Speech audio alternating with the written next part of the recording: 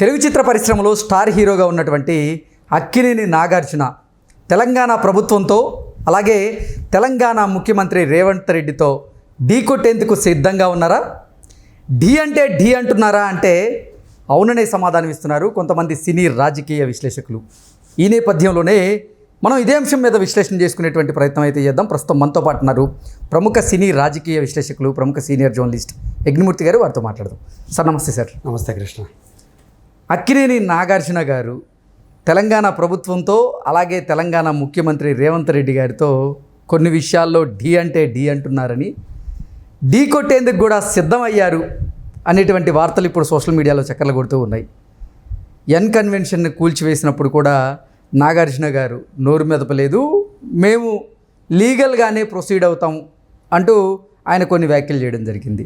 అయితే తెలంగాణ మహిళా మంత్రి కొండా సురేఖ గారు ఆయన మీద, ఆయన కుటుంబం మీద ఆరోపణలు చేసిన నేపథ్యంలోనే ఘాటుగా స్పందించారు. పరువు నష్టం దావా కూడా వేయడం జరిగింది. ఇప్పుడు నాగార్జున గారు ఒక నిర్ణయానికి వచ్చినట్లుగా రేవంత్ రెడ్డి గారితో అలాగే తెలంగాణ ప్రభుత్వంతో ఢీ అంటే ఢీ అనేలాగా ఆయన ఒక నిర్ణయం తీసేసుకున్నట్లుగా కూడా సోషల్ మీడియాలో ఒక ప్రచారం అయితే జరుగుతూ ఉంది. ఏంటి సార్ దీని మీద మీ విశ్లేషణ?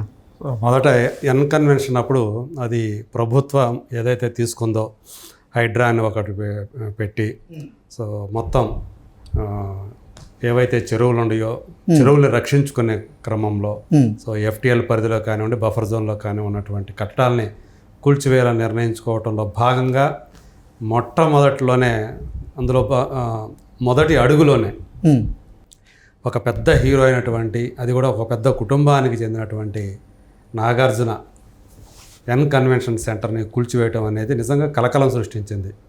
సాధారణంగా ఆ స్థాయిలో అలా ఒక పెద్ద హీరోకి సంబంధించినటువంటి ఆస్తులకు సంబంధించి కూలగొట్టడం అనేది నిజంగానే ఇప్పుడు దాకా ఎప్పుడు జరగలేదు.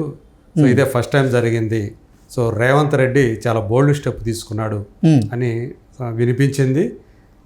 సినీ ప్రముఖులు కూడా ఆ విషయంలో నోరు మెదపలేదు, ఎవరో కూడా రాలేదు. ఎందుకంటే అది ప్రభుత్వపరమైనటువంటి వ్యవహారం, అది కూడా చెరువుల పరిరక్షణ అనేది ఒకటి ఉంది కాబట్టి సో అదంతా చూసుకుంటాడు. ఆయన ఏదైతే ప్రకటించాడో నేను అసలు ఏ ఆక్రమణలు చేయలేదు, బఫర్ జోన్లో కానీ ఎఫ్టీఎల్లో కానీ ఒక్క సెంటు కూడా నేను ఆక్రమించలేదని ఆయన చేసి, మీరు అన్నట్టు నేను లీగల్గానే వెళ్తానని చెప్పేసి ఏదైతే ఆయన ప్రకటన చేశారో సో అది ఆయన సొంత వ్యవహారంగానే చూశారు. కానీ ఎప్పుడైతే కొండా సురేఖ గారు ఆయన కుటుంబం మీద, ఆయన వ్యక్తిత్వం మీద ఒక దారుణమైనటువంటి నిందలు వేశారో అది మొత్తం ఇండస్ట్రీని కుదిపేసింది. సో అంటే వ్యక్తిగత జీవితాల మీద దాడులు చేయటం అనేది ఎంతవరకు కరెక్టు అంటూ అనేక మంది ముందుకు వచ్చారు. అవును. సో అందులో పెద్ద పెద్ద హీరోలు, టాప్ హీరోలు అందరూ కూడా, ఆల్మోస్ట్ అందరూ అని చెప్పాలి, ఒక్కరు కూడా మనకి ఎవరైతే స్టార్స్ అనే వాళ్ళు ఉన్నారో పవన్ కళ్యాణ్ గారిని మినహాయిస్తే చిరంజీవి గారు, తర్వాత మహేష్ బాబు, జూనియర్ ఎన్టీఆర్, ప్రభాస్, అల్లు అర్జున్, రామ్ చరణ్, నాని, సో వీళ్ళందరూ కూడా ఇవాళ స్టార్సే కదా. వాళ్ళందరూ కూడా దాని మీద ఆయన తప్పుపడుతూ, కొండా సురేఖ గారిని తప్పుపడుతూ తమ సోషల్ మీడియా ఖాతాల ద్వారా వాళ్ళు స్పందించారు. కొంతమంది ఘాటుగా స్పందించారు. జూనియర్ ఎన్టీఆర్, నాని ఇలాంటి వాళ్ళు బాగా గట్టిగా ఘాటుగా స్పందించారు. మహేష్ అయితే ఒక బిడ్డకి తండ్రిగా, ఒక భార్యకి భర్తగా, ఒక తల్లికి కొడుకుగా ఇది నన్ను ఎంతో కలిసివేసిందని చెప్పేసి ఆయన ఒక ఎమోషనల్ నోట్ లాగా ఆయన రిలీజ్ చేశారు. అట్లా కొంతమంది ఆమె పేరు ప్రస్తావించకుండా మాట్లాడారు. అవును. సో ఏదేమైనప్పటికీ కూడా ఇంత బలంగా అందరూ కూడా సెలబ్రిటీలు ఘాటుగా స్పందించడం అనేది తెలుగు చిత్ర పరిశ్రమలో చాలా, అంటే ఇప్పటి వరకు అయితే ఇంత ఘాటుగా స్పందించినటువంటి సందర్భం లేదు. నేను 25 సంవత్సరాలు అయింది. సో ఇంతగా స్టార్ హీరోలు అందరూ కూడా ఒక ఇష్యూ మీద, ప్రభుత్వానికి సంబంధించినటువంటి ఒక మినిస్టర్, అది కూడా సో ఒక అంటే వాళ్ళు కూడా పబ్లిక్ సర్వెంటే కదా. అవును. సో అంటే ప్రజా రక్షకులు, సమాజ రక్షకులు అని ఎవరినైతే మనం భావిస్తామో వాళ్ళు ఒక పౌరుల మీద చేసిన దాడిగా అందరూ దీన్ని భావిస్తూ ఉన్నారు. So emotional దాడిగా. సో అందు గురించి ఎప్పుడు కూడా నేను చూడలా. సినిమా ఇండస్ట్రీలో అంతర్గతంగా గొడవలు జరగటాలు, దాని మీద వాళ్ళు దాడులు, ప్రతిదాడులు అది మాటల వరకే ఉండేవి. కానీ ఇలా ప్రభుత్వం ఒక భాగంగా ఉన్నటువంటి ఒక వ్యక్తి మీద వాళ్ళని ఖండిస్తూ, వాళ్ళు చేసిన చర్యల్ని ఖండిస్తూ ఈ స్థాయిలో ప్రతిఘటన రావటం ప్రకటనల రూపంలో నేనైతే ఎప్పుడూ చూడలేదు. సో ఫస్ట్ టైం ఇలాంటిది నేను చూస్తూ ఉన్నాను. ఏదైతే మొత్తం ఇండస్ట్రీ నుంచి వచ్చినటువంటి ఈవెన్ రాజమౌళి సహా డైరెక్టర్లు, పేరు పొందిన డైరెక్టర్లు చాలామంది స్పందనను చూసి నాగార్జున గారికి కూడా ఒక మోరల్ సపోర్ట్ దొరికినట్టుంది. ఆయనకు కూడా ధైర్యం వచ్చింది అనుకుంటా. అందుగురించే దీన్ని లీగల్గా, ఈ విషయాన్ని కూడా లీగల్గా ఎదుర్కొందామనే ఉద్దేశంతో ఆయన ఇటు క్రిమినల్ చర్యలకి, ఇటు సివిల్ దావా, పరువు నష్టం దావా కూడా ఆమె మీద వేశారు. కాకపోతే న్యాయమూర్తి సెలవులో ఉండటం వల్ల సోమవారానికి ఇది హీరింగ్కి వస్తుందని చెప్పేసి అంటూ ఉన్నారు. సో ఏదేమైనప్పటికీ కూడా ప్రభుత్వంతో నేరుగా దాదాపు తలపడినట్లని భావించాలి నాగార్జున ఇది. సో ఆయనకంటే ఇండస్ట్రీ నుంచి లభించినటువంటి నైతిక మద్దతు ఏదైతే ఉందో ఆ బలంతోనే ఆయన దీనికి పూనుకున్నాడు అనుకోవాలి. అంటే ఇప్పుడు నాగార్జున గారు తెలంగాణ ప్రభుత్వంతో అలాగే రేవంత్ రెడ్డితో ఢీ అంటే ఢీ అనడానికి కారణం ఏంటి? అంటే ఇక్కడ ఎన్ కన్వెన్షన్ కూల్చివేయడం కారణమా, లేదంటే నిజంగా తెలంగాణ మహిళా మంత్రి అయినటువంటి కొండా సురేఖ గారు అక్కినేని కుటుంబం మీద చేసినటువంటి అనుచిత వ్యాఖ్యలే దీనికి కారణమా అంటే ఏం చెప్తారు? ఇది నేను అనుకోవటం చూస్తే అప్పుడు ఎన్ కన్వెన్షన్ సెంటర్ కానీ, ఇప్పుడు ఆయన మీద వ్యక్తిత్వ హననాన్ని గురి చేస్తూ చేసినటువంటి మాటల దాడి కానీ చూస్తే ఇండస్ట్రీలో చాలామంది కూడా అనుకుంటూ ఉన్నారు. ఇండస్ట్రీ లోపలే కాదు, బయట కూడా ఏంటి తెలంగాణ గవర్నమెంట్ ఏమైనా, ప్రస్తుత ప్రభుత్వం ఏమైనా సరే నాగార్జున ఏమైనా టార్గెట్ చేసిందా ఎగ్జాక్ట్లీ అనే అనుమానాలు వస్తున్నాయి. అందరూ మనకి సహజమే అది రావటంలో. ఎందుకంటే వరుస పెట్టి ఆయన మీద ఎందుకో, మిగతా వాళ్ళు ఎంతోమంది ఉన్నారు కదా, కానీ ఆయన మీద పర్టికులర్గా ఎందుకు వస్తున్నాయి? ఇంత జరిగిన తర్వాత ఆమె సమంతకి అనిదా భావించవద్దని చెప్పేసి చింతిస్తున్నాను మిమ్మల్ని లాగినందుకని చెప్పి ఆమెకి సంజయ్ ఇచ్చుకున్నారు. క్షమాపణ కూడా చెప్పలేదు, కానీ సంజయ్ ఇచ్చుకున్నారు, వివరణ ఇచ్చుకున్నారు. కానీ నిజానికి ఆమెని వాళ్ళు ఏమి లాగల. ఆమె క్యారెక్టర్కి వాళ్ళు గుడ్స్ అసలు ఘోరంగా అవమానించింది ఇక్కడ నాగార్జున గారిని, నాగ చైతన్య గారిని. అవును, అక్కడ కాండక్ట్ సర్టిఫికేట్ ఆమెకు బాగా మంచిదే ఇచ్చారు. సమంతకి మంచి కాండక్ట్ సర్టిఫికేట్ ఇచ్చారు. ఇక్కడ దారుణమైన కాండక్ట్ సర్టిఫికేట్ ఇచ్చింది ఎవరికంటే నాగార్జునకి, నాగ చైతన్యకి.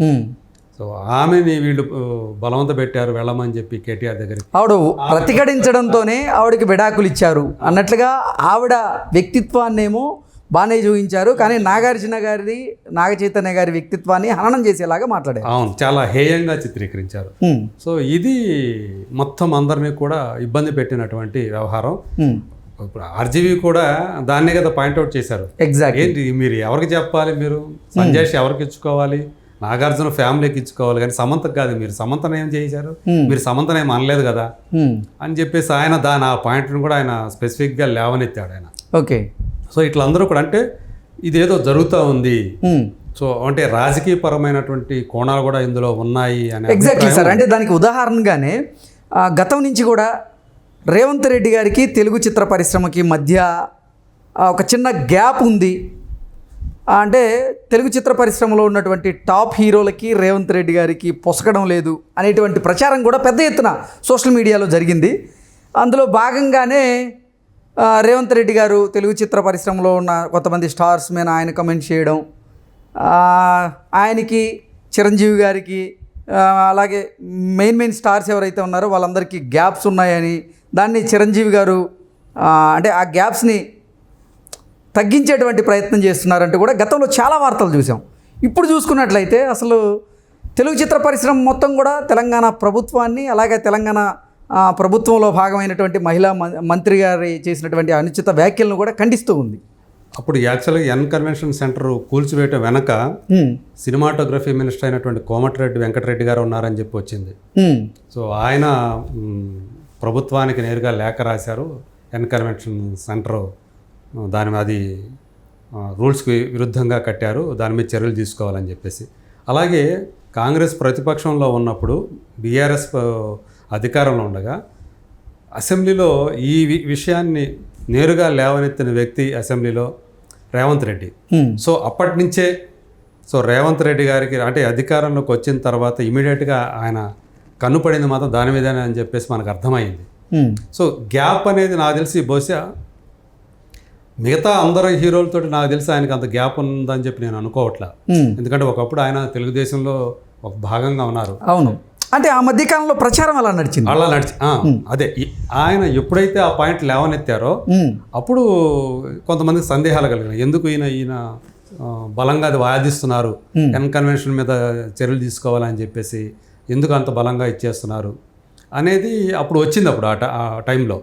సో ఏదైనప్పటికీ కూడా బహుశా దానికి రాజకీయ కారణాలు, ఈయన రాజకీయంగా ఆయనకి వ్యతిరేకులతోటి ఈయన దగ్గరగా ఉండటం కావచ్చు. అంటే రేవంత్ రెడ్డి ప్రత్యర్థులకి నాగార్జున గారు మద్దతు ఇవ్వడమా, లేదంటే వాళ్ళకి నిజంగా మీరన్నట్లు వాళ్ళతో సన్నిహితంగా మెలగడమే? ఎస్, ఇప్పుడు కేటీఆర్ గారికి సన్నిహితంగా మెలటం కావచ్చు. సో అప్పుడు ప్రభుత్వానికి సన్నిహితంగా ఉండటం వల్లే కన్వెన్షన్ కూలకుండా ఆగిపోయింది అనే అభిప్రాయం కావచ్చు. సో దీన్ని ఆయన మైండ్లో పడి ఉంటుంది ఓకే రేవంత్ రెడ్డి గారికి. అందుకనే ఆయన చర్యలు తీసుకోవాలని చెప్పేసి అనుకున్నారు.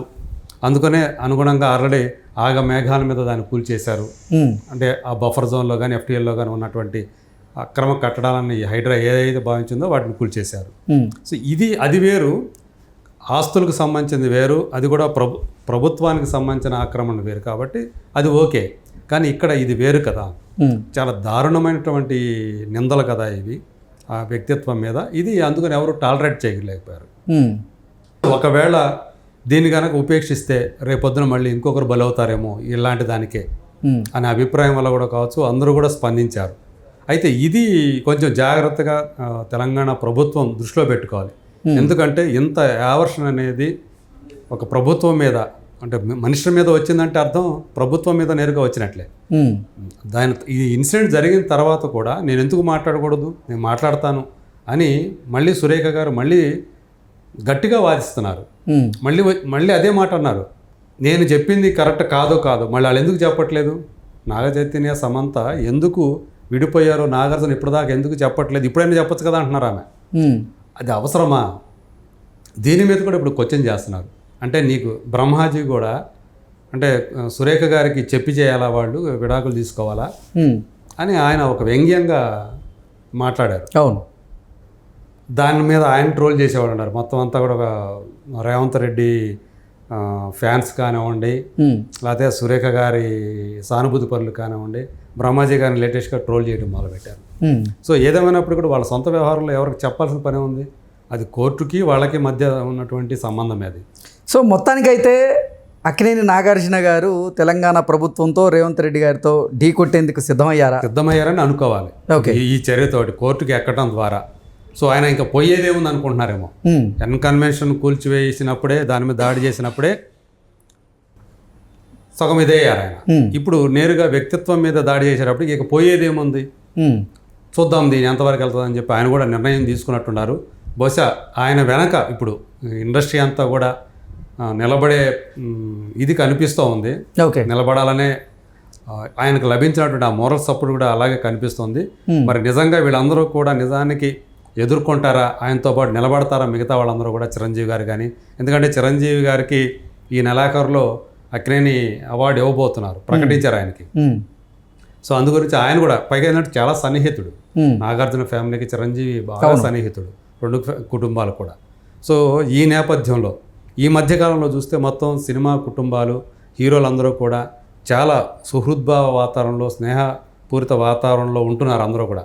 గతంలో ఎప్పుడూ లేని విధంగా స్టార్ హీరోల మధ్య స్నేహం కనిపిస్తుంది. సో కలిసి నటించడానికి కూడా ముందుకు వస్తున్న పరిస్థితి కనిపిస్తుంది.